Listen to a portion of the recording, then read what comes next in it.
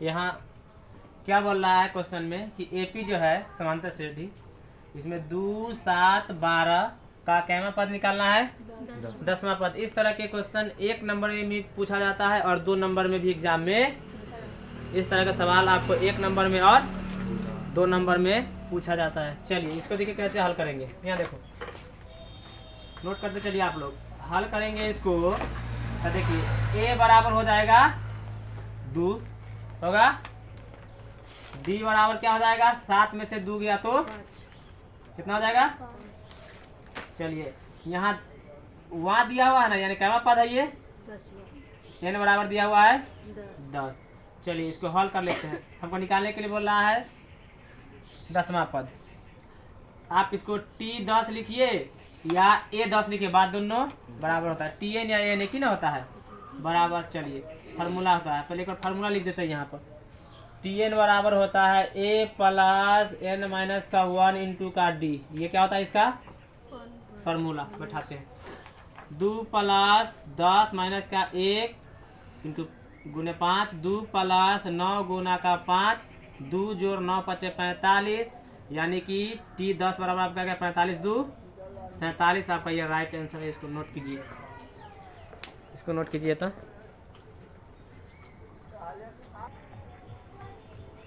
यहाँ देखिए दूसरा सवाल में क्या लिखा हुआ है कि AP 21, 18, 15 डॉट डॉट डॉट का कौन सा पद माइनस, यानी कि इसमें क्या करेंगे कि इसको बढ़ते चले में इसे श्रेणी दिख रहा है, इसका कौन सा पद जो है माइनस, यानी कैमा पद 81 होगा। ठीक है, ये तो पहला हो गया, दूसरा हो गया, तीसरा हो गया।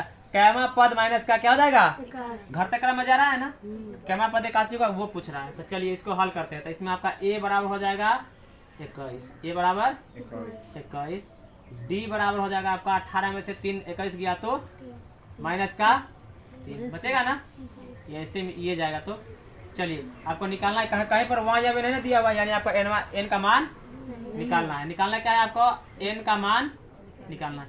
चलिए फार्मूला क्या था, TN बराबर A प्लस N माइनस का 1 इंटू D। इसमें आपको ये दिया हुआ जो है ना, ये आपका अंतिम पद दिया हुआ था, TN दिया हुआ। क्या दिया हुआ है, TN दिया हुआ। क्या दिया हुआ है, TN। चलिए TN की जगह रखेंगे माइनस का 81 बराबर, ठीक है। A की जगह रखिए 21 प्लस N की जगह रखिए कुछ नहीं है तो N के N ही लिखेंगे, माइनस का 1, और D की जगह कितना रखना है माइनस का 3, माइनस का 81 बराबर 21, N को माइनस 3 से गुना करेंगे तो माइनस 3N, माइनस 1 को माइनस 3 से गुना करेंगे तो प्लस का हो जाएगा 3, माइनस का 81 बराबर यहाँ 21 है और प्लस में 3 है तो 21 3 हो जाएगा 24, माइनस का 3N, इधर प्लस में 24 है, इधर आएगा तो माइनस का 81, इधर आ जाएगा तो माइनस का 24 बराबर बचा उधर माइनस का 3N बचा ना। चलिए 8 आए, सॉरी 4 आए 5, 8 आ 2 10, माइनस में बराबर कितना है माइनस का 3N, माइनस से माइनस कट जाएगा, इधर गुना में 3 इधर आ जाएगा तो बट्टा में काटिए, कितना मतलब कट जाएगा 3 से 3 तिहाई 3 पचे, यानी कि आपका N बराबर कितना निकला 35, यानी कि 35वां पद जो होगा ना कितना होगा माइनस का, सॉरी 35वां पद कितना होगा माइनस का 35वां पद होगा 81। इसको नोट कीजिए, इस टाइप के सवाल ही पूछता है। क्वेश्चन समझिए, बोला कि वह AP निर्धारित करे, क्या निकालना है हमको, AP निर्धारित करना है। क्या निर्धारित करना है, AP निर्धारित करे जिसका तीसरा पद क्या दिया हुआ है 5 और 7वां पद 9 है, ठीक है। तीसरा पद दिया हुआ है, यानी देखिए आपका T3 बराबर हो जाएगा, इसमें A नहीं ना दिया हुआ है, A प्लस N दिया हुआ है, क्या पद है तीसरा बोल रहा है ना, तो आपका N का जगह रखना है 3, माइनस का 1, D भी इसका नहीं दिया हुआ है, ठीक। बराबर कितना है, बराबर तीसरा पद 5 है, कितना है तीसरा पद 5। सॉल्व कीजिए इसको, A प्लस 3 में से 1 गया तो 2 बचा ना, D से गुना कर देंगे तो 2D बराबर 5 बन गया, इसको मान लीजिए आप समीकरण 1। जब तीसरा था तो a प्लस 2d हुआ है ना, एक घट गया ना, तीसरा पद था तो a प्लस 2d लिखे है ना। जब सतमा बोला था हम a प्लस 6d लिख सकते हैं, तो इसको भी दर्शा के लिख देते हैं। t7 बराबर a प्लस 7 माइनस, देखो t 7 है ना, यहाँ 3 था तो इसलिए इनके जगह 3 रखे थे, -1 इंटू डी बराबर कितना दिया हुआ इसमें 9 दिया हुआ ना। a प्लस 7 में से क्या था 6d बराबर 9 क्या है 9। समीकरण हो जाएगा ये दूसरा। अब समीकरण 1 और समीकरण 2 को क्या करेंगे हल करेंगे। यहाँ लिखेंगे समीकरण 1 घटाओ समीकरण 2 से, ठीक है। लिख देते हैं पहले समीकरण को, 1 में से 2 घटाना है तो a प्लस 2d बराबर का 5, a प्लस 6d बराबर का 9। समीकरण 1 और समीकरण 2 को लिख दिए, घटाने पर सीखिए।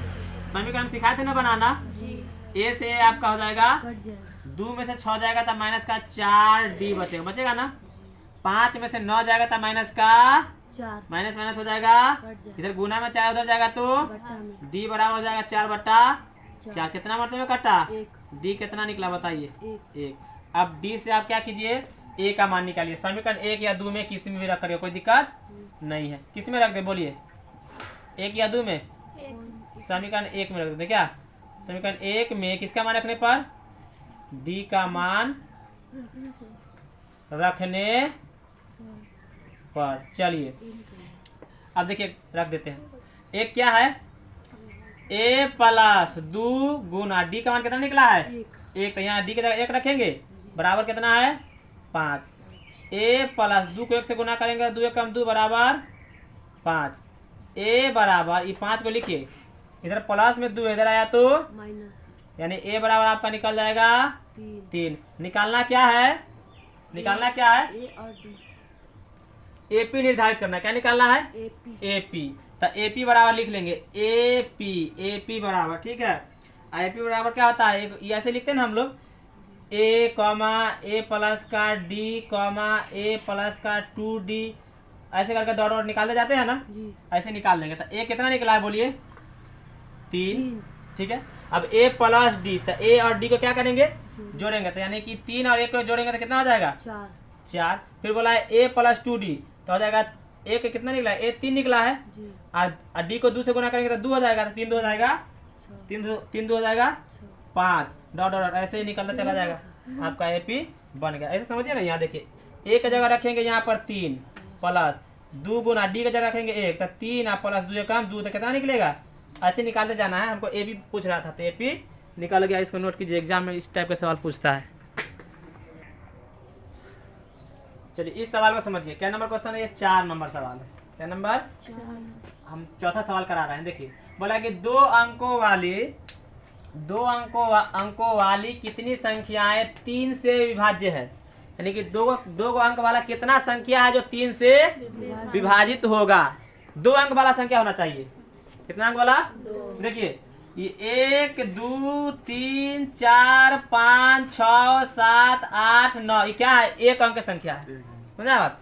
जैसे ही ये 10 हुआ ना तो 2 अंक का हो गया, 11 हुआ ना 2 अंक का हो गया, 12 हुआ ना 2 अंक का हो गया। तो ये सब 2 अंक संख्या है, क्या है 2 अंक के संख्या है, समझा गया बात।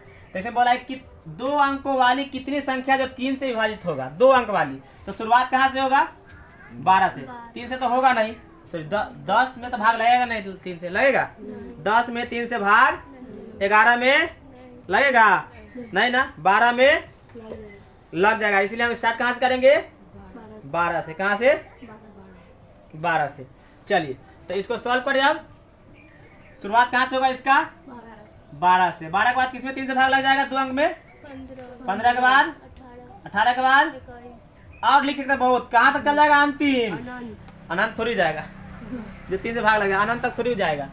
2 अंक होना चाहिए, 2 ही अंक के, तो समझो 2 अंक संख्या 99 है अंतिम। इसके बाद तो 100 हो जाएगा, 100 में 3 से भाग नहीं लगेगा, लेकिन 99 में 3 से भाग, देखिए ना 99 भाग करेंगे 3 से, तो 3 तिहाई 9 और 3 तिहाई 33 या 99 नहीं हो गया, कहाँ तक जाएगा अंत तक। तो अंत यानी कि अंतिम पद, यानी ये आपका TN दिया हुआ है। आपका ये ए हो गया, ठीक है। डी निकालने के लिए फिर क्या करते हैं, दूसरा में से पहला वाला को चलिए, हाँ तो आपका ए बराबर हो गया इसमें 12, डी बराबर हो गया 3। कैसे, तब 15 में से 12 घटाएं, दूसरा पद में से पहला पद, और आपका टीएन कितना दिया हुआ है 99, यानी अंतिम पद। आगे बढ़ते हैं, बोला इसमें 3 से विभाजित कितनी संख्या है, तो चलिए इसको हम इसमें निकालना है हमको एन का वैल्यू। क्या निकालना है, इस वाला फार्मूला बैठाएंगे और एन हमारा आसानी से निकल जाएगा। तो देखिए टीएन का कितना दिया हुआ है 99 बराबर, उस फार्मूला बैठा रहा है ना, ए प्लस यानी कि 12 प्लस एन तो नहीं दिया हुआ है, और डी निकला हुआ है कितना, डी कितना है बताइए, डी 3 है, डी कितना है 3। अब देखिए 99 बराबर ये 12 का 12 लिखिए, एन को 3 से गुना कीजिए, तब प्लस का बचा 3n होगा, माइनस 1 को 3 से गुना करेंगे तो माइनस का 3। देखिए 99 तो लिखिए दिए, ठीक है, चाहे इसको रोकिए, चल लिख देते हैं 9 लिखिए, 12 में से 3 जाएगा घट जाएगा ना, तो कितना बचेगा 9 बचेगा ना, और 9 इधर आ गया, इधर प्लस में 9 बचेगा, इधर आ जाएगा तो और उधर क्या बच गया 3n, क्योंकि 12 में से 3 गया तो 9 बचा, इधर प्लस में 9 बचेगा, इधर आ जाएगा तो अब 99 में से 9 घटेगा कितना बचेगा बताइए, 90 बराबर कितना, इधर गुना में 3 इधर आएगा तो बोलिए कितना मरतबे में कटेगा, बोलिए तो आप ही लोग बताइए जल्दी, नहीं कट जाएगा। आपका ये आंसर बन गया। एग्जाम में इस टाइप का भी सवाल पूछता है, और ये जो भी सवाल है सब क्या है एनसीईआरटी बुक का है, एग्जाम में इसी बुक से सारा सवाल पूछा हुआ था इस बार का, ठीक है। हाँ नोट कीजिए इसको।